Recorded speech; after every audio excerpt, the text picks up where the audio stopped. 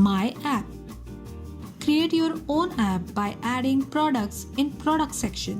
Adding category under products will sort your products category wise in the app.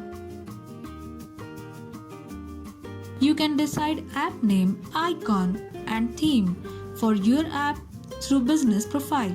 Here app section is given to decide app icon for your branded app, which will be circulated and get installed on your customers or prospects and buyers' mobile. Follow the size instructions given for better results.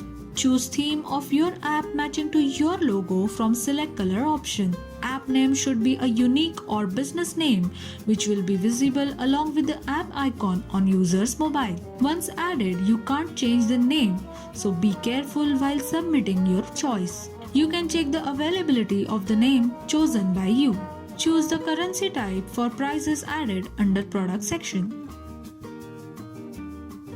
Check the My App and you could see the app is ready with your logo, theme and products added by you are displayed with details. If the categories are added while entering products, then they will display too. Use share button to share this app with others. A link will get shared and people could be able to install it by clicking on the link shared by you.